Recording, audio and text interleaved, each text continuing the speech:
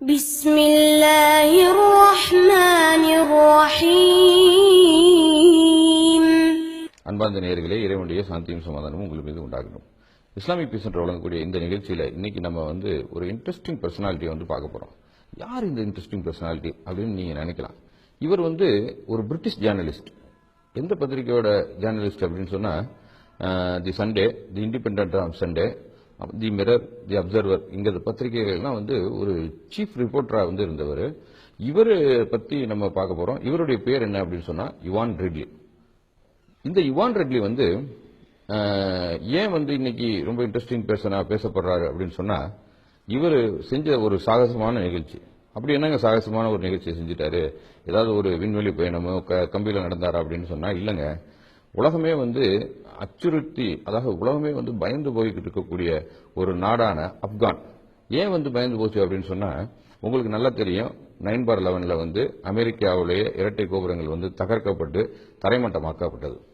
உலகத்தையே பயமுறுத்தி கொண்டிருந்த அமெரிக்காவை ஒரு சாதாரண உலகத்தில் பிரபலமாகாத ஒரு நாடு, ஆப்கானிய நாடு, அந்த நாட்டில் இருக்கக்கூடிய தலிபான்கள், அந்த தலிபான்களுடன் இணைந்து செயல்படக்கூடிய உசாமா பின் லாடன், இவர்கள் அமெரிக்காவில் விமானத்தை கடத்தி இந்த இரட்டை கோபுரங்களை தாக்கி சுக்குநூறாக்குறாங்க அப்படின்னு சொன்னா, இதற்கு பின்னால ஏதோ ஒரு வல்லமை இருக்கணும். இவர்களுக்கு பின்னால ஏதோ ஒரு பெரிய பலம் இருக்கணும். அதற்கு ஏதோ ஒரு நோக்கமும் இருக்கணும்.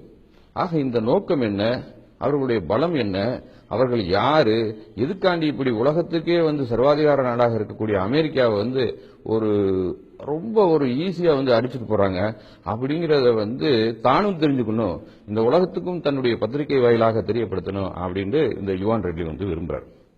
அப்ப என்ன பண்றாரு அப்படின்னா, நேர அவர் வசிக்கக்கூடிய நாடான பிரிட்டிஷ் யூகேல இருந்து நேர பாகிஸ்தானுக்கு வர்றாரு. ஏன்னா அமெரிக்கா பிரிட்டிஷ்ல இருந்து நேரடியாக ஆப்கானுக்கு வர முடியாது. அப்ப பக்கத்து நாடாக இருக்கக்கூடிய பாகிஸ்தானுக்கு வர்றாரு. பாகிஸ்தான்ல இஸ்லாமாபாத்ல ஆப்கானுடைய தூதரகம் இருக்கு. அந்த ஆப்கானுடைய தூதரகத்துக்கு நேரடியா இவர் என்ன பண்றாரு அப்படின்னா, முறையாக தலைவான்களுடைய அந்த நாடான ஆப்கானிஸ்தானத்துக்கு நான் பயணிக்க வேண்டும், எனக்கு விசா கொடுங்க அப்படின்னு கேட்கிறாரு.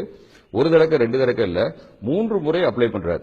3 முறையும் அவருக்கு விசா ரிஜெக்ட் பண்ண செய்யப்படுது. ஏன் அப்படின்னு சொன்னா, இந்த இரட்டை கோபுர தாக்குதலுக்கு பின்னால ஆப்கான் மேல அமெரிக்கா படையெடுத்து ஆப்கானிஸ்தானை நாசமாக்கணும் அப்படின்னு உலகமெங்கும் எதிர்பார்த்து கொண்டிருந்த ஒரு சூழ்நிலையில இவருடைய இந்த பயணம் அமையுது.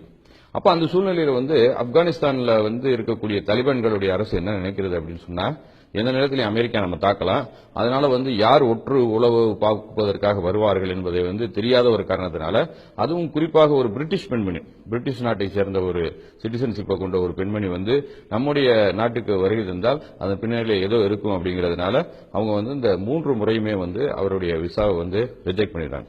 இந்த சூழ்நிலையில எப்படியாவது ஆப்கானிஸ்தானுக்கு உள்ள போயிடணும் அப்படின்னு யுவான் ரெட்லி நினைக்கிறார். எப்படி போலாம் அப்படின்ட்டு பல யோசனைகள் அவருக்கு மனதில் வருது. அப்பதான் திடீர்னு அவருக்கு தன்னுடைய மூத்த பத்திரிகையாளர், அந்த பத்திரிகை உலகத்தில் இருக்கக்கூடிய ஒரு மூத்த பத்திரிகையாளர், 1970களில் பிபிசியில ரொம்ப பிரபலமான இருந்தவர். இவர் பேரு ஜான் சிம்சன். இவர் அந்த 1970களில் இன்னைக்கு நம்ம தமிழ்நாட்டில் பத்திரிகைகள்ல மிக பிரபலமா நேருக்கு நேர் இந்த மாதிரி பேச போறாங்களா, அப்ப 1970 கிட்டத்தட்ட ஒரு 40 வருடங்களுக்கு முன்னாலேயே மிகவும் பிரபலமானவர்களை பேட்டி எடுத்து பத்திரிகை உலகத்திலே அந்த தொலைக்காட்சி விஷுவல் மீடியாவில் ரொம்ப பிரபலமா இருந்தவர். அவர் ஒரு காரியத்தை செய்தார். இதே ஆப்கானிஸ்தானத்திற்கு பயணம் செய்வதற்கு என்ன போடுறாரு அப்படின்னு சொன்னா, அவர் பெண்கள் அணியக்கூடிய, முஸ்லீம் பெண்கள் அணியக்கூடிய ஒரு பர்தாவை அணிஞ்சு கொண்டு அவர் ஆப்கானிஸ்தானத்துக்குள்ள போயிட்டு வெளியே வர்றாரு. அப்போ இந்த பர்தாவை போடும்போது அவர் சொல்றாரு, நவ் ஐ எம் இன்விசிபிள் அப்படின்னு சொல்றாரு. அதாவது உங்களுடைய கண்களில் இருந்து நான் மறைந்து விட்டேன், உங்களுடைய பார்வைக்கு நான் படவில்லை என்பதை இந்த உலகத்துக்கு சொல்லி போயிட்டு வந்தார். அப்ப யுவான் ரெட்லிக்கு ஒரு யோசனை வருது, ஏன் இந்த ஜான் சிம்சன் பண்ண மாதிரி நம்மளும் உள்ள போகக்கூடாது அப்படின்னு நினைச்சு தன்னுடைய அந்த தீவிரமான அந்த பயண நோக்கத்துல என்ன செய்யறாரு அப்படின்னு சொன்னா, இஸ்லாமிய பெண்கள் அணியக்கூடிய ஒரு பர்தாவை வாங்குறாரு, அணிந்து கொள்கிறாரு. புர்கா வாங்கியாச்சு, ஆப்கானிஸ்தானுக்குள்ள போயே ஆகணுங்கிற முடிவும் எடுத்தாச்சு. என்ன வழியினையாவது இல்லீகல் வேலையில போயிடணும் அப்படின்னு முடிவெடுக்கிறார். போகணும்டா அதுக்கு வழி தெரியணும், எந்த வழியா போகணும், யாரோடைய உதவியாவது தேவைப்படும்ல. அதுக்காக வந்து யுவான் ரெட்லி என்ன பண்றாரு அப்படின்னா ஒரு 2 நபர்களுடைய உதவியை வந்து தேடுறாரு. 2 கைடை வந்து பிடிக்கிறார். பணம் கொடுத்தா கைடு கிடைக்குது. 2 கைடையும் பிடிக்கிறாரு. ஒரு கைடு வந்து பாகிஸ்தான் கைடு, இன்னொரு கைடு வந்து ஆப்கானிஸ்தான் கைடு. இந்த 2 கைடுகள் மூலமா கூப்பிட்டு தன்னுடைய நோக்கத்தை சொல்றாரு. இந்த மாதிரி நான் வந்து ஆப்கானிஸ்தானத்துக்குள்ள போய் சில படங்களை எடுக்கணும், நான் திருப்பி பாகிஸ்தானுக்கே வந்துடணும் அப்படிங்கிற தன்னுடைய நோக்கத்தையும் சொல்றாரு. அப்ப இந்த மாதிரி பயணம் போடலாம் அப்படின்னு சொல்லும்போது அங்க பாகிஸ்தான்ல இருந்து ஆப்கானிஸ்தானுக்கு போறக்கூடிய பாதை வந்து என்ன பாதை அப்படின்னா உலக புகழ்பெற்ற கைபர் கணவாய். உங்களுக்கு நல்லா தெரியும் கைபர் கணவாய் பத்தி நீங்க கேள்விப்பட்டிருப்பீங்க. 33 மைல் நீளமும் கொண்டதுதான் இந்த கைபர் கணவாய். இதுல வந்து சிம்பிள் ஆஃப் இம்பீரியலிசம் என்று சொல்லக்கூடிய அந்த ஏகாதிபத்தியத்தினுடைய நினைவிடங்களை சுமந்தவாறு அந்த கைபர் கணவாய் இருக்கிறது. அந்த இடத்தை வந்து முக்கியமா வந்து கிராஸ் பண்ணி போகணும். அதுதான் ரொம்ப அந்த அவருடைய பயணத்துல வந்து ஒரு முக்கியமான இடம். அந்த இடத்தை வந்து கிராஸ் பண்றதுங்கிறது தான் ஒரு ரிஸ்கியான ஏரியா அப்படின்ட்டு இந்த 2 கைடோட கைபர் கணவாயோடைய கடந்து போறாரு. அப்போ வந்து ஆப்கானிஸ்தான் தாலிபான்களுடைய செக் பாயிண்ட் இருக்கு. அவங்கள்ட்ட செக் பண்ணி அங்கேயும் வந்து பேப்பர்ஸ் எல்லாம் ரெடி பண்ணி இந்த 2 பேரும் தன்னுடைய கூட வந்த கைடுகள் எல்லாமே வந்து இந்த மாதிரி பேப்பர்ஸ் எல்லாமே ரெடி பண்ணிடுறாங்க. இந்த அம்மாவை கூட்டிட்டு போறதுக்குண்டான எல்லா பேப்பர்ஸையும் ரெடி பண்ணிட்டு அந்த போலியான பேப்பர்ஸ் அந்த பேப்பர்ஸை வந்து தாலிபான்களுடைய செக் போஸ்ட்ல காமிக்கிறாங்க. அங்க பாஸ் ஆயிருது. அங்கிருந்து கிராஸ் பண்ணி போயிடுறாங்க. இப்ப அடுத்ததாக ஆப்கானிஸ்தானத்துக்குள்ள உள்ள போகணும். எந்த ஊருக்கு போறாங்க அப்படின்னு சொன்னா இவங்க ஜலாலாபாத் போறாங்க. ஜலாலாபாத்துக்கு அங்கிருந்து ஒரு டாக்ஸி பிடிச்சு போறாங்க. டாக்ஸி பிடிச்சு நேராக அவர்கள் போய் சேர்ந்த இடம் எந்த இடம் அப்படின்னு பார்த்தா இவருடைய ஆப்கானுடைய கைடா ஒருத்தர் வந்தாரு. அவருடைய வீட்டுக்கு போறாங்க. அங்க வீட்டுல யார் இருக்காங்க அப்படின்னு சொன்னா அவருடைய மனைவியுடைய சகோதரி இருக்காங்க, அவருடைய மகள் இருக்காங்க. அவங்க மகள்கிட்ட எல்லாத்திலையும் பேசி கொடுக்குறாங்க. முதல்ல அவங்க பதட்டமாயிடுறாங்க. ஏன்னா அந்த மாதிரி பிரிட்டிஷ் பெண்மணியை வந்து கூப்பிட்டு வந்திருக்காரு தன்னுடைய கணவர் அப்படின்ட்டு.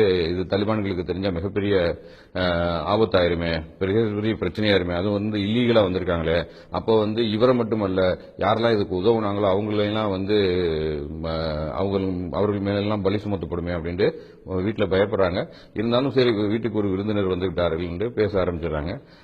ஒரு நாள் 2 நாள்ல அவங்களுக்கு இடையில சகஜமான பேச்சுக்கள் வரும்போது வந்து என்ன பண்றீங்க ஏது பண்றீங்கன்னு கேட்கும்போது அந்த கைடுடைய மகள் சொல்கிறார் தன் மருத்துவம் படித்து நான் வந்து மெடிக்கல் படிச்சிருக்கேன், மெடிக்கல் படிச்சுட்டு பிராக்டிஸ் பண்ணிக்கிறேன். இப்ப இந்த போர் பிரச்சனைகள் வருமோ அப்படிங்கிற அச்சத்தின் காரணமாக இந்த ட்ரைனிங் சென்டர் எல்லாம் மூடிட்டாங்க அப்படிங்கிற விஷயத்த சொல்றாங்க.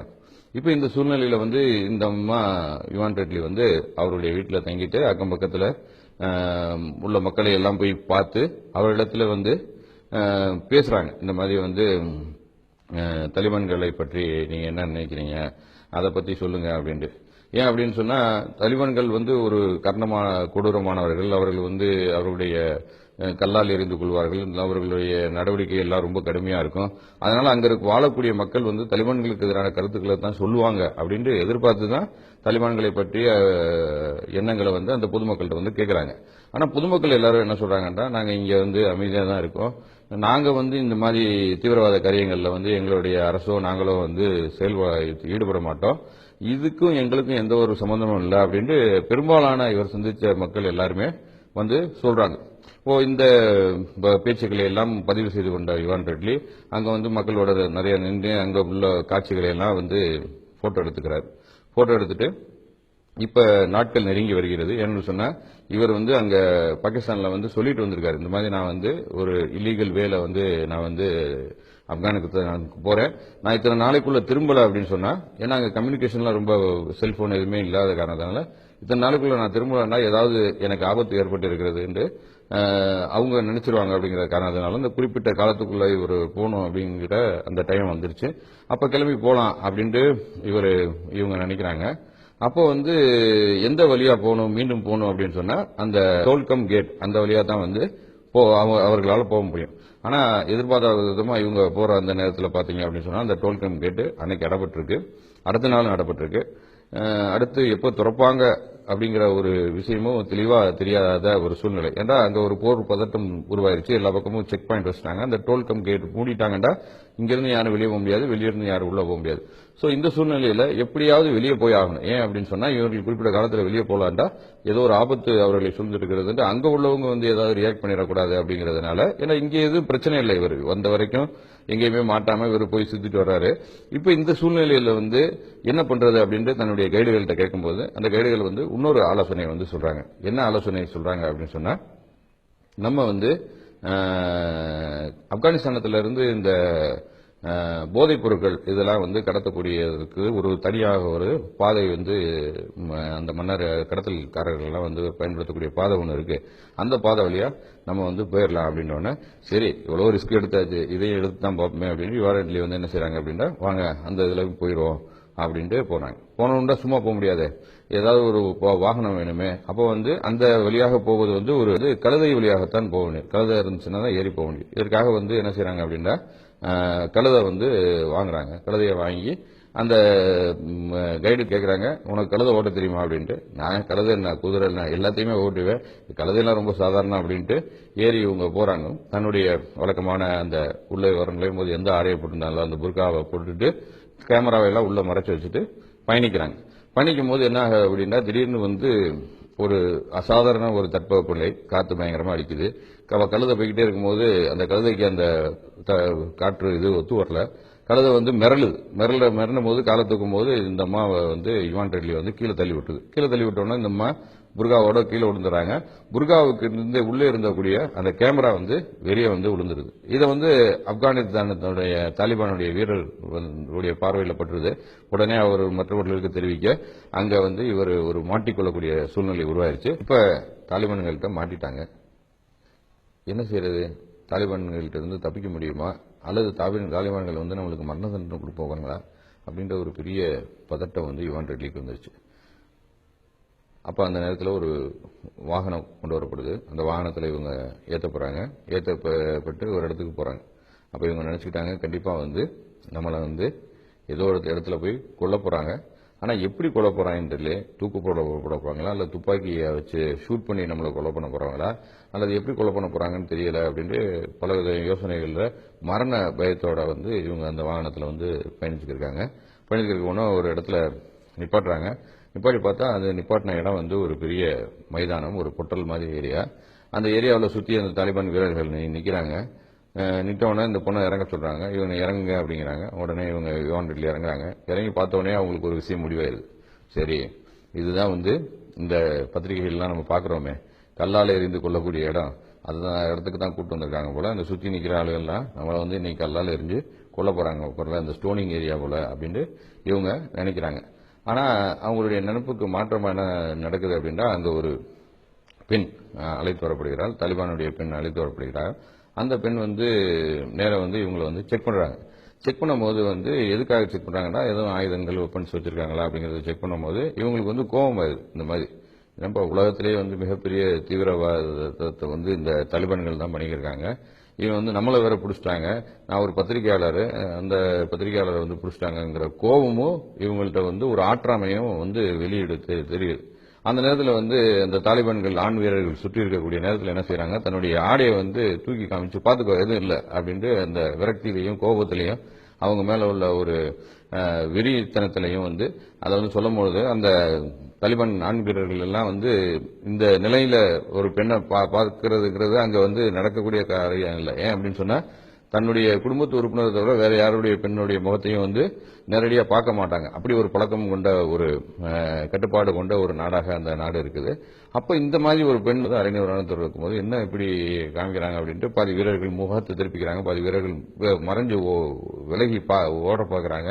அப்ப அந்த கூட வந்த பெண் என்ன செய்யறா, அந்த செக் பண்றதுக்காக வந்து தாலிபான் பெண் ஆடைகளை எல்லாம் இழுத்து விட்டுட்டு இப்படிலாம் பண்ணக்கூடாது அப்படின்னு சொல்லிட்டு என்ன செய்யறாங்க அப்படின்ட்டு வெப்பன்ஸ் எல்லாம் இல்ல அப்படின்னு தெரிஞ்ச உடனே இவர்களை வந்து நேர எங்க கொண்டு போறாங்க அப்படின்னா சிறைச்சாலைக்கு கொண்டு போறாங்க. சிறைச்சாலைக்கு கொண்டு போய் சிறைச்சாலையில வந்து அடைச்சிட்டு அங்க வந்து நம்மளை வந்து சித்திரவதை பண்ண போறாங்க அப்படின்ட்டு யுவான் ரெட்லி நினைச்சிருக்காங்க. ஆனா அங்கேயும் அவங்களுக்கு பெரிய ஆச்சரியம் என்ன அப்படின்னா, அங்க எந்த ஒரு சித்திரவதையும் செய்யப்படல.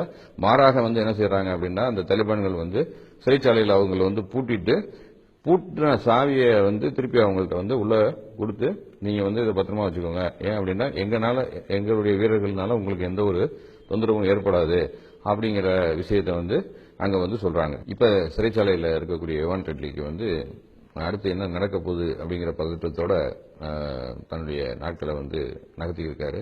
அந்த சூழ்நிலையில பாத்தீங்க அப்படின்னு சொன்னா, அவர் எதிர்பார்ப்புக்கு மாறாக வந்து 3 வேளை உணவுகள் சரியான நேரத்தில் வருது, அவருக்கு வந்து சரியான அந்த தண்ணீர், அந்த இது அவருக்கு உண்டான அந்த அத்தியாவசிய தேவைகளுக்கு உண்டான எல்லா பானங்களும் வந்து சரியான நேரத்தில் வருது. இதெல்லாம் பார்த்துட்டு ஆச்சரியப்பட்ட ஒருவேளை வந்து நம்மள்ட்ட இருந்து ஏதோ உண்மையை வாங்குறதுக்கு தான் இந்த மாதிரி எல்லாம் பண்றாங்களோ அப்படின்ட்டு என்ன செய்யறாரு அப்படின்னா, இவங்க அந்த உணவுகளை எல்லாம் சரிவர சாப்பிடறதில்ல. சாப்பாம ஒரு ஆர்ப்பாட்டம் பண்ணிக்கிட்டு கூச்சல் போட்டுக்கிட்டு என்னை விடுங்க அப்படின்ட்டு ஆங்கிலத்தில் வந்து நிறைய விஷயங்களை சொல்றாங்க. அவங்க நான் அப்படி கூச்சல் போட்டேன், அப்படி கத்துனேன், அப்படி நான் இது பண்ணேன். ஆனா வந்து அவங்க எதுவுமே சொல்லல. ஆனா வந்து அவங்க வந்து ஒரு விஷயத்த சொல்றாங்க, என்னன்னா நீங்க எப்படியோ வந்தீங்க, நீங்க வந்து மாட்டிக்கிட்டீங்க, இருந்தாலும் வந்து நீங்க எங்களுடைய வந்து விருந்தினராக இருக்கீங்க, அதனால நாங்கள் கொடுக்கக்கூடிய உணவுகளை வந்து நீங்க சரியா சாப்பிடுங்க அப்படிங்கிற ஒரு வேண்டுகோளை வந்து வைக்கிறாங்க. அதுக்கப்புறம் வந்து 5வது நாள் வந்து அவங்களை செக் பண்றதுக்கு வந்து ஒரு டாக்டர் வராங்க. அந்த டாக்டரோட கூட வந்து அவருடைய டாக்டருடைய பையனும் வராங்க. அந்த பையனுக்கு வந்து ஓரளவுக்கு ஆங்கிலம் தெரிகிறது. அந்த டாக்டர் வந்து இந்த உங்களுடைய இதெல்லாம் செக் பண்ணிட்டு வந்து பிளட் பிரஷர் எல்லாம் செக் பண்ணிட்டு சொல்றாரு, இந்த சூழ்நிலையில கூட உங்களுக்கு பிபி வந்து ரொம்ப நார்மலா இருக்கு அப்படிங்கிற இதை சொல்லிட்டு காமெடியா சொல்லிட்டு மற்ற விஷயங்களை பேசுறவங்களுக்கு வந்து சிறைச்சாலையில் வந்து ஆடைகள் கொடுக்கப்படுது. மாற்று ஆடைகள் எதுவும் இல்லையே, ஒரு ஆடைகளோட வந்தவங்க, வேறு ஆடைகள் எதுவும் இல்லைங்கிறதுனால மாற்று ஆடைகள் கொடுக்கப்படுது. மாற்று ஆடைகள் கொடுக்கப்பட்டு அதுக்கப்புறம் வந்து ஒரு இம்பார்ட்டன்ட் ஒரு ஆச்சரியமான ஒரு சம்பவம் வந்து நடக்குது. என்ன அப்படின்னு சொன்னா, இவங்க வந்து தன்னுடைய உள்ளாடைகளை வந்து என்ன செய்யறாங்க அப்படின்னா, துவைச்சு காயப்படுறதுக்கு உண்டான எல்லா அந்த இதெல்லாம் கொடுத்துருக்காங்க. இருந்தாலும் அவங்க வந்து காயப்படும் போது அந்த வெளியே வச்சு காயப்படுறாங்க. வெளியே காயப்படும் போது வந்து அந்த தலிபான் வீரர் ஒருத்தர் வந்து சொல்றாரு, இந்த மாதிரி உள்ளாடைகளை வந்து வெளியே காயப்படாதீங்க, உள்ள மறைச்சு காயப்படுங்க அப்படின்னு சொல்றாரு. அதெல்லாம் கிடையாது, என் ஆடை நான் எங்க வேணாலும் போடுவேன், எப்படி வேணாலும் போடுவேன், இதனால என்ன அப்படின்னு சொல்றாங்க. எவ்வளவு சொல்லி கேட்காதனால என்ன பண்றாரு அப்படின்னா, அந்த தாலிபான் வீரர் வந்து கிளம்பி வந்துடுறாரு. வந்துட்டு அவர் ஒரு நபரை கூட்டு வந்துடுறாரு. யாரை கூட்டு வர்றாரு அப்படின்னு சொன்னா, அவர் ஒரு சாதாரண நபர் இல்ல, அவர் வந்து ஆப்கானிஸ்தானுடைய கவர்மெண்டோட டெபுட்டி ஃபாரின் மினிஸ்டரை வந்து கூட்டு வராங்க. அதாவது வெளியுறவுத்துறை அமைச்சர், உதவி வெளியுறவுத்துறை அமைச்சரை வந்து கூட்டு வராங்க. வந்து அவர் வந்து பேசுறாரு. பேசி வந்து இத விஷயத்த சொல்றாரு. என்ன விஷயம் சொல்றாரு அப்படின்னா, இந்த மாதிரி ஆடைகளை வந்து வெளியே காயப்படாதீங்க, உள்ள உங்க மறைவான இடத்துல காயப்படுங்க. ஏன் அப்படின்னு சொன்னா, அந்த உள்ளாடைகளை பார்க்கும்போது எங்களுடைய வீரர்களுக்கு வந்து மனத்துல வந்து சஞ்சலங்கள் ஏற்படலாம் அப்படிங்கறத வந்து அவர் வந்து சொல்றாரு. என்னடா ஒரு வெளியுறவுத்துறை அமைச்சர், டெபுட்டி வெளியுறவுத்துறை அமைச்சர், அவரு மற்ற நாடுகள்ல எல்லாம் நம்ம போய் பார்க்க முடியாது, ஒரு சாதாரண ஒரு கைதியா இருக்க ஒரு ஆள்கிட்ட வந்து இந்த விஷயத்தெல்லாம் வந்து சொல்றாரு. இன்னும் கொஞ்சம் 2-3 நாள்ல அமெரிக்கா வந்து ஒட்டுமொத்தமா அந்த ஆப்கானிஸ்தான சல்லடா மாதிரி குண்டு போட்டு தொலைச்சிருக்க போறான்.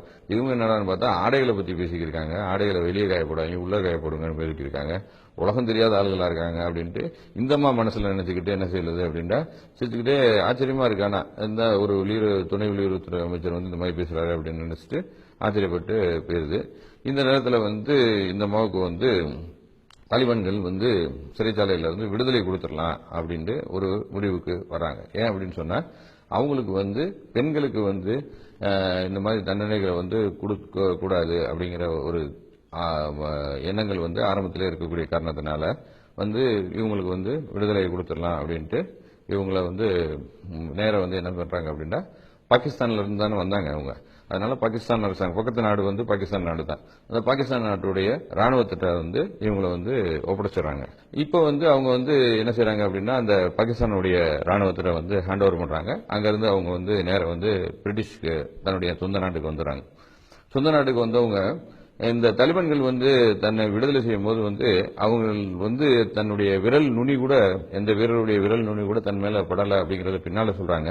அப்போ வந்து ஒரு விஷயத்தை வந்து தலிபான்கள் சொல்றாங்க. என்ன சொல்றாங்க அப்படின்னா, நீங்க வந்து ஊருக்கு போகும்போது ஊருக்கு போய் வந்து கண்டிப்பா வந்து இந்த குர்ஆனை வந்து நீங்க படிச்சு பாருங்க அப்படிங்கிற ஒரு வேண்டுகோளோட தான் நாங்க உங்களை வந்து விடுதலை செய்யறோம் அப்படிங்கறத சொல்றாங்க. ஆனா வந்து இவங்க யுவான் ரெட்லிக்கு ஒரு பெண் குழந்தை இருக்கு, அந்த குழந்தையெல்லாம் விட்டுட்டு வந்து இங்க மாட்டிட்டோமே அப்படின்ற அந்த பதட்டத்திலையும் இவங்க வந்து திருப்பி மீண்டும் வந்த உடனே பல பத்திரிகையாளர்கள் இவங்களை சந்திக்கிறாங்களா, அந்த இதுலயும் பிஸியாடுறாங்க. பிஸியாகி தன்னுடைய குழந்தையோடையும் பிஸியானதுனால ஒரு வருட காலம் இப்படியாக ஓடிவிடுகிறது. ஒரு வருட காலம் கழிச்சு வந்து இந்த தலைவர்கள் சொன்ன அந்த வேண்டுகோள் வந்து அவங்களுக்கு வந்து ஞாபகத்துக்கு வருது. என்ன வேண்டுகோள் அப்படின்னு சொன்னா, ஏன் நீங்க வந்து ஒரு தடவையாவது இந்த குர்ஆனை படிச்சு பாருங்க அப்படின்னு சொல்லும்போது சரின்ட்டு யூசுப் அலி அவங்க வந்து டிரான்ஸ்லேட் பண்ண ஆங்கில குர்ஆன் வந்து ஒன்னு வாங்கி படிக்கிறாங்க. பாக்குறாங்கன்னா எடுத்த உடனே அந்த இண்டெக்ஸ் பகுதியில் வந்து இஸ்லாம் வந்து பெண்களை பத்தி என்ன சொல்லியிருக்கு அப்படிங்கிறதுனால அந்த பெண்கள் சம்பந்தமான அத்தியாயங்கள், அந்த பெண்கள் சம்பந்தமான சாப்டர்கள், அந்த பெண்கள் சம்பந்தமான வசனங்களை எல்லாம் எடுத்து பாக்குறாங்க. பார்த்துட்டு வந்து எந்த இடத்துலயாவது வந்து பெண்களை வந்து அடக்குமுறைக்கோ கொடுமைக்கோ, ஏன்னா இவங்க வந்து ஆப்கானிஸ்தான் பயணம் போறதுக்கு முன்னாடியே வந்து பெண்களை வந்து இஸ்லாம் வந்து இந்த ஆடைகளின் மூலமாக வந்து அவர்களை வந்து அடிமைப்படுத்துது, அந்த ஆடைகளை வந்து உலகெங்கும் வாழக்கூடிய முஸ்லீம் பெண்களை வந்து அணிய சொல்லி இஸ்லாம் வந்து அவங்களை அடிமைப்படுத்துது, இந்த ஆடைகள்ல இருந்து அவங்கள வந்து அவங்கள வந்து நம்ம விடுவிக்கணும் அப்படிங்கிற ஒரு வேட்கை வந்து அவருடைய மனசுல உள்ள ஆழமாவே இருந்த காரணத்தினால அப்ப இஸ்லாம் வந்து இந்த மாதிரி தான் சொல்லுதுங்கிற பார்க்கும்போது அவங்க படிச்சுக்கிட்டே வராங்க. படிக்கும் போது வந்து என்ன செய்யுதுன்னா அவங்க நினைச்ச நினைப்புக்கும் குரான்ல இருக்கக்கூடிய விஷயங்களுக்கும் முற்றிலும் மாற்றமாக இருக்கு. இப்ப இந்த திருக்குறானை வந்து அவர் ஆராய்ச்சி பண்ணும்போது இந்த பெண்கள் சம்பந்தமான அத்தியாயங்களை எல்லாம் ஆராய்ச்சி பண்ணிக்கிட்டு இருக்காரு. அப்ப வந்து நார்த் லண்டன், வடக்கு லண்டன்ல இருக்கக்கூடிய பில்ஸ்பெரி பார்க் மஸ்ஜிதுடைய இமாம், அவர் வந்து யார் அப்படின்னா அபு ஹம்சா அல் முஷ்ரி அப்படிங்கிற ஒரு இமாம் வந்து யுவான் ரெட்லிக்கு வந்து போன் பண்றாரு. போன் பண்ணி கேட்கிறாரு, என்ன அப்படின்னா நீங்க வந்து இஸ்லாத்துக்கு வந்துட்டீங்களாமே அப்படின்னு போன் பண்ணி கேட்கிறாரு. அது அவருக்கு ஆச்சரியம் அடிக்குது. அப்படியே இல்லையே, நான் வந்து இஸ்லாத்தை பத்தி ரிசர்ச் தான் பண்ணிக்கிருக்கேன், குரானை படிச்சுக்கிட்டு தான் இருக்கேன் அப்படின்னு சொல்றாரு. அப்ப அவர் அந்த இமாம் சொல்றாரு, நீங்க நல்லா படிங்க, உங்களுடைய டயத்தை எடுத்துக்கிட்டு சொந்த டயத்தை எடுத்துக்கோங்க, டேக் யுவர் ஓன் டைம், படிங்க. ஆனா ஒரு விஷயத்த மனசுல வச்சுக்கோங்க, மரணம் வந்து எப்போ 2 நாள் உங்களை வந்து வந்தடையும். நீங்க மரணிக்கும் போது வந்து ஒரு இணைவிப்பாளரா மரணிக்க கூடாது, மரணிக்கும் போது வந்து இறைவனை ஏற்றுக்கொண்ட ஒரு எண்ணத்தோட தான் வந்து நீங்க மரணிக்கணும் அப்படிங்கிற விஷயத்தை சொல்லிட்டு டெலிபோனை கட் பண்றாரு. இந்த விஷயம் வந்து அவங்களுடைய மனதில் வந்து அப்படியே ஓடிக்கிட்டே இருக்கு யுவான் ரெட்டியோட மனதில். இதுக்கிடையில வந்து அவங்க வந்து குரானையும் படிச்சுக்கிட்டே வராங்க, அது சம்பந்தமான ஆராய்ச்சிகளையும் செஞ்சுட்டே வராங்க. தான் எதிர்பார்த்த அந்த விஷயங்களை விட குரான் வந்து மாற்றமா வந்து மனித நேயத்தை போதிக்கக்கூடியதாகவும் பெண்களுடைய வாழ்க்கையிலேயே பெண்களுடைய உன்னதத்தை வந்து தூக்கி பிடிக்கக்கூடியதாகவும் இருக்கிறத வந்து உணர்றாங்க. இந்த நேரத்தில் வந்து அவங்க ஒரு நாள் காலையில 10:30 மணிக்கு, அது வந்து ஜூன் 30, 2003 வந்து தன்னுடைய வாழ்க்கையில ஒரு முக்கியமான ஒரு நிலையை முடிவு எடுக்கிறாங்க. என்ன முடிவு அப்படின்னு சொன்னா, தான் வந்து கிறிஸ்துவ மதத்திலிருந்து தன்னை விடுவித்து இந்த இறைவனுடைய மார்க்கமான இஸ்லாமிய மார்க்கத்தை வந்து ஏற்றுக்கணும் அப்படிங்கிற ஒரு முடிவுக்கு வர்றாங்க. முடிவுக்கு வந்து தன்னுடைய சகாதா என்று சொல்லக்கூடிய தன்னுடைய உறுதிமொழிப்பாட்டை, ஒரு இறைவன் தான் அப்படிங்கிற ஒரு உறுதிமொழிப்பாட்டை வந்து அன்றைய தினம் வந்து எடுக்கிறாங்க. அன்றைய தினம் தன்னுடைய வாழ்நிலையிலே மகத்தான நாள் அப்படிங்கிறதையும் தன்னுடைய வாழ்க்கையில ஏற்பட்ட ஒரு திருப்புமுனை நாள் என்பதையும் வந்து சொல்றாங்க. இந்த நிகழ்ச்சியுடைய நோக்கம் என்ன அப்படின்னு சொன்னா, யுவான் ரெட்லி வந்து ஏற்கனவே வந்து தன்னுடைய மனதில் வந்து இஸ்லாத்தை பற்றி ஒரு தவறான எண்ணங்களை வைத்திருந்தார். அதே நேரத்தில் வந்து இஸ்லாம் வந்து தீவிரவாதத்தை ஆதரிக்கிறது, குரான் வந்து தீவிரவாதத்தை போதிக்கிறது என்பது போன்ற சிந்தனைகளை வந்து மனதில் வைத்துக் கொண்டு அவர் வந்து இஸ்லாத்தை பற்றி ஒரு தவறான கண்ணோட்டத்தில் வந்து இருந்தாங்க. இந்த நிகழ்ச்சி மூலமா நம்ம சொல்லக்கூடிய செய்தி என்ன அப்படின்னு சொன்னா, உங்களுக்கு வந்து இஸ்லாத்தை பற்றி நல்ல எண்ணங்கள் இருந்தாலும் சரி, அல்லது வந்து இஸ்லாத்தை பற்றி கெட்ட எண்ணங்கள் இருந்தாலும் சரி, நீங்க அதையெல்லாம் வந்து ஓரமா ஒதுக்கி வச்சுட்டு முதலிலே இஸ்லாத்தினுடைய அடிப்படையான திருக்குரான் வந்து தமிழ்ல கிடைக்குது, உங்களுக்கு வேண்டிய மொழிகள்ல மலையாளம், எந்த ஆங்கிலம், எந்த மொழிகள்ல வேண்டுமானாலும் கிடைக்குது, அதை வாங்கி நீங்க முதல்ல திருக்குரான் வந்து இறைவனுடைய மொழி, இறைவனுடைய வேதம், இறைவனுடைய வார்த்தைகள், அது வந்து என்ன சொல்லுது அப்படிங்கறத நீங்க ஆராய்ச்சி பண்ணுங்க. அதன் மூலமா வந்து இஸ்லாத்தை நீங்க கத்துக்கோங்க. இஸ்லாத்தை தெரிஞ்சுக்கிட்டு அதுக்கப்புறம் இஸ்லாம் சம்பந்தப்பட்ட ஒரு முடிவுக்கு வாங்க என்பதைத்தான் இந்த நிகழ்ச்சி மூலமாக நாங்கள் உங்களுக்கு சொல்ல வேண்டிய கருத்துக்களை நாங்கள் சொல்கின்றோம். இந்த நிகழ்ச்சியில வந்த செய்திகள், யுவான் ரெட்லியை பற்றி வந்த செய்திகள் எல்லாமே வந்து அவங்க வந்து நியூசிலாந்துடைய நாட்டில் வந்து தான் வந்து ஒரு கூட்டத்தில் வந்து உரையாற்றிய விஷயங்களுடைய சாராம்சத்தை தான் நாங்கள் இங்கே வந்து உங்களுக்கு தொகுத்து வழங்கியிருக்கோம். இதன் மூலமாக வந்து நாங்கள் வந்து தீவிரவாதத்தை ஆதரிக்கிறதுக்கோ அல்லது வந்து தலிபான்களை ஆதரிக்கிறதோ நோக்கம் அல்ல. மாறாக இதன் மூலமாக நாங்கள் சொல்ல வந்த ஒரே செய்தி என்னவென்று சொன்னால், நீங்கள் இஸ்லாத்தை பற்றி உங்களுடைய முந்தைய எண்ணங்களை ஓரமாக வைத்துவிட்டு திருக்குரானை வாங்கி படியுங்கள். உங்களுக்கு திருக்குரான் வேண்டும் என்று சொன்னால் எங்களுடைய இஸ்லாமிக் பீஸ் சென்டர் நிறுவனத்தை நீங்கள் தொடர்பு கொண்டீங்க அப்படின்னு சொன்னால் தொலைபேசி வாயிலாகவும் தொடர்பு கொள்ளலாம், வாட்ஸ்அப் வாயிலாகவும் தொடர்பு கொள்ளலாம், பேஸ்புக் வாயிலாகவும் தொடர்பு கொள்ளலாம். எந்த சமூக ஊடகங்கள் மூலமாகவும் நீங்க தொடர்பு கொண்டீங்க அப்படின்னு சொன்னா உங்களுக்கு வந்து திருக்குரானுடைய தமிழ் மொழிபெயர்ப்போ அல்லது தாங்கள் விரும்பக்கூடிய எந்த மொழிபெயர்ப்பையோ எந்த மொழியிலான மொழிபெயர்ப்பையோ நாங்கள் தர தயாராக இருக்கிறோம். இஸ்லாமிக் பீஸ் சென்டருக்காக உங்களிடமிருந்து விடைபெறுகின்றேன். ஏகே ஜமான். இறைவனுடைய சாந்தியும் சமாதானமும் உண்டாகட்டும்.